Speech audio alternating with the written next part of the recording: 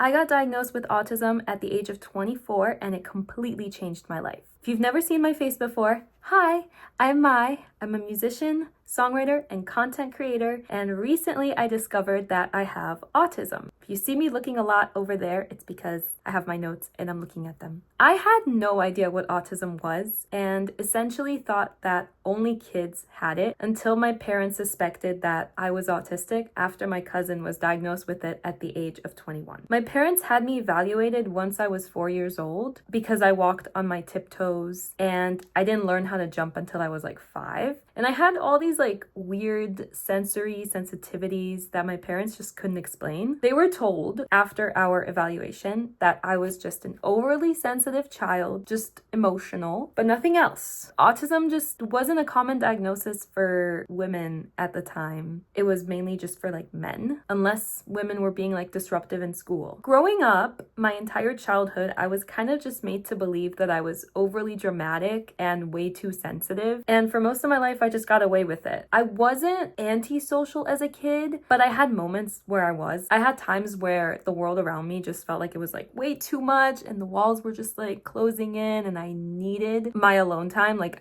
I would literally need it to just make sense of the world. And that's when I would just like go and spend some time alone in my room to relax. These are just like all things that I thought were normal and that everybody did. In terms of communication as a child and also just like as I grew older, I couldn't always convey things exactly how I wanted to, and I still sometimes can't, and sometimes there are misunderstandings. Honestly, I would say I'm often kind of misunderstood, but I did have a lot of things that I wanted to say and a lot of things that I wanted to share. Also, it's important to mention I wasn't born here. I was actually born in Israel, and we immigrated to the United States when I was only 5 years old. I mean, isn't that kind of weird? Imagine being 5 years old, not really understanding the world around you, and then having to learn a completely different language and having autism. I couldn't really grasp how hard it was at the time. So in school, my teachers told my mom that we should probably hold me back. This was like in kindergarten. They said I wasn't ready for first grade. I don't know why they said that. Maybe they were just like thinking, oh, there are just certain things that this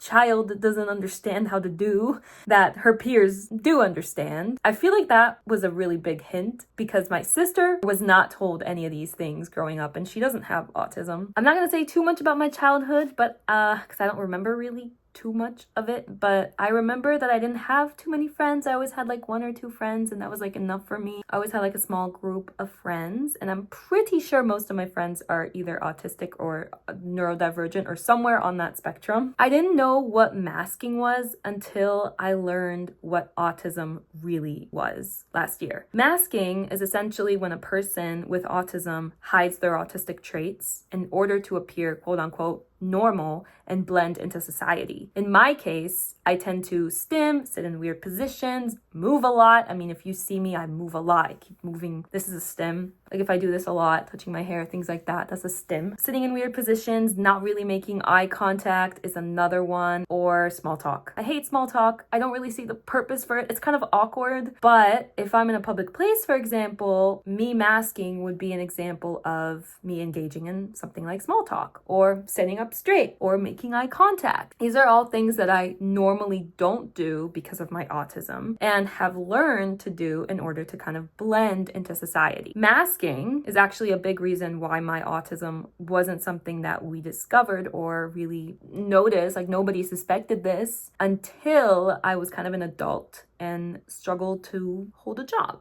In 2020, I experienced what's called autistic burnout. I didn't know what it was back then, but it's basically just a period of not feeling motivated to do anything because your nervous system is like on overload. I was just so nervous about day-to-day things, and I was in college at the time. I was tired of school, COVID was happening, and I wasn't really sure what I was gonna do with my life. I'm still not really sure what I'm gonna do with my life, but that's okay. We're figuring it out. I was tired of school. I was tired of work.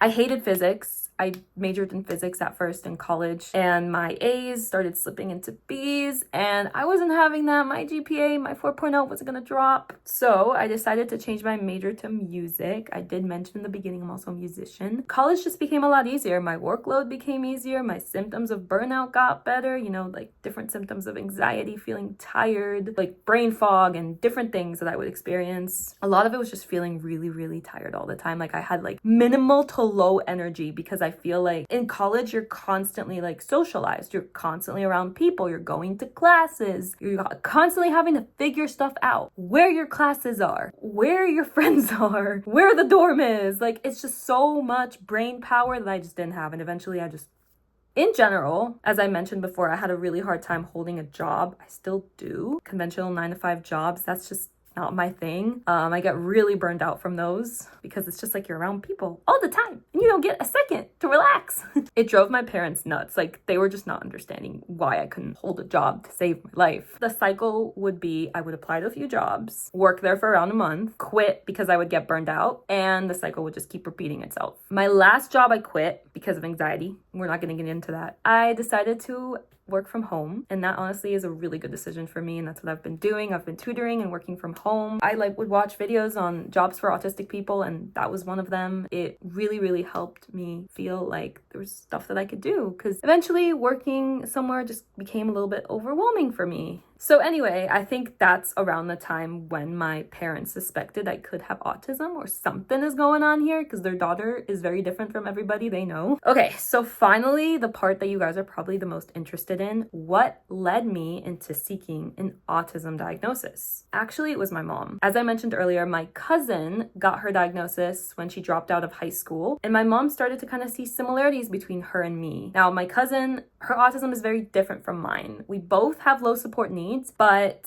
it affects us differently. I have periods of burnout, anxiety, feeling tired and stuff, and she has periods of like depression, and she would shut down, whereas I would want to talk about like every single thing I was feeling in order to feel better. When my parents first came to me about it, I was very angry, and I thought that they were trying to gaslight me, and they were trying to use autism as a way for them to explain behaviors of mine that they just don't understand. I bought a ticket to see Taylor Swift in Sweden, and I wasn't really planning on going to Sweden. I just wanted to have a ticket. Mind you, I sold it. I didn't really make a profit, maybe like $100 profit. It was impulsive, but that's actually my ADHD, not my autism. I didn't understand what was so bad about that, and my parents were just kind of trying to convince me, and I didn't like that they were trying to label me with something that I didn't even understand. I thought autism was, and I'm not really proud of this, I wasn't educated. I thought it was for kids. I thought it was severe. I thought it was the same way like the movies and TV shows like stigmatize it, like flapping your arms and things like that, and it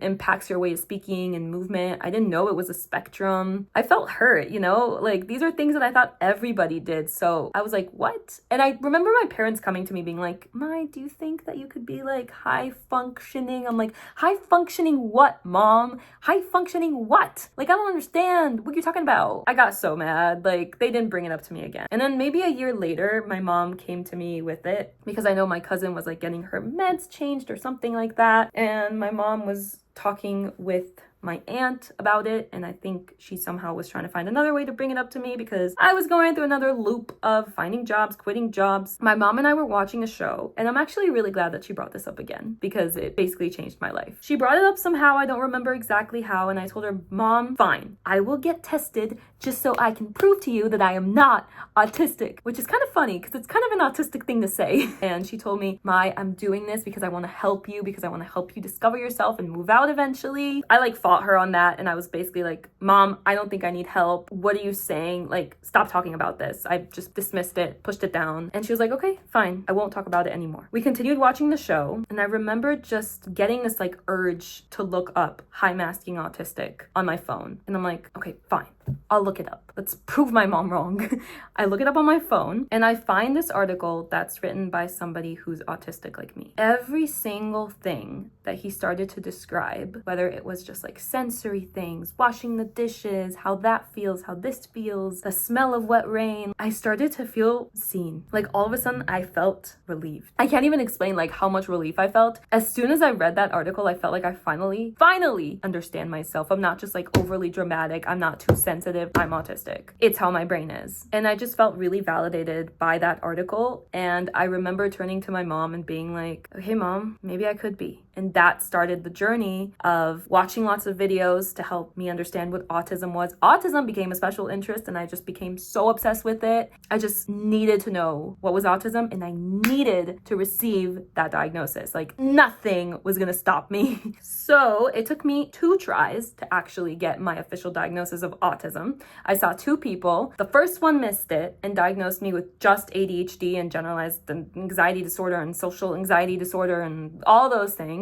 And the second person finally caught it. The first lady was really expensive. The second person was actually covered by insurance. I really recommend to be tested for autism to look for providers who work with your insurance. Being evaluated for autism should not be expensive. I watched like probably a billion videos on what it was like to be assessed because I wanted to know what you say, what kind of questions you ask. And he asked me the one about like how I brush my teeth.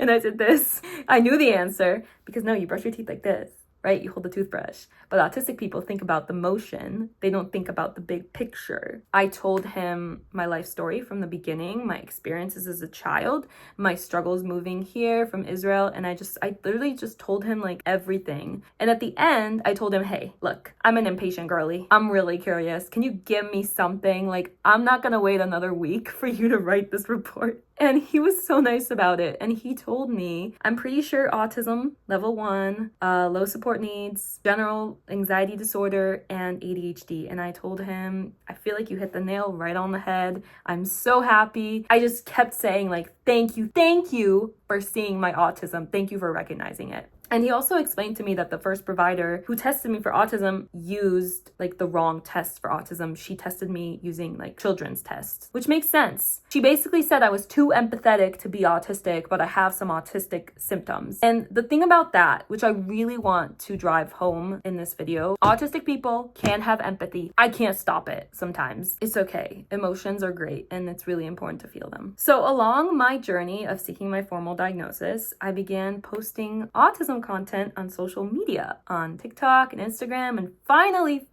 on YouTube, because you guys have probably been like, where is Mai? She posts a video like once in a year. I really want to be more committed. And it finally felt really, really good to share my journey in hopes that other people also felt seen, heard, and validated just like I did by my diagnosis. My followers started to skyrocket and my views exploded. I just felt like I found my audience and I have a voice. It was just like really incredible and I really want to make more content. So if you're thinking about getting an autism diagnosis or you're just feeling really stuck in life, I hope that this video helped you get some clarity. Autism can feel really lonely sometimes and it might feel like there's something wrong with you, but the truth is there is nothing wrong with you. Your brain is just wired differently. Over time, I learned to accept my autism and to even be proud of it. Personally, I think autism is one of the reasons I'm like really creative. And so many people talk about the struggles of having autism, but there are actually a lot of positives. Some people might discover like gifts or talents that they didn't know they even had, or even their special interests. So I hope that my story inspires other people to discover more about themselves. And that's all I have for today's video. Be sure to leave a comment, like, subscribe if you want to see more videos like this one, and peace.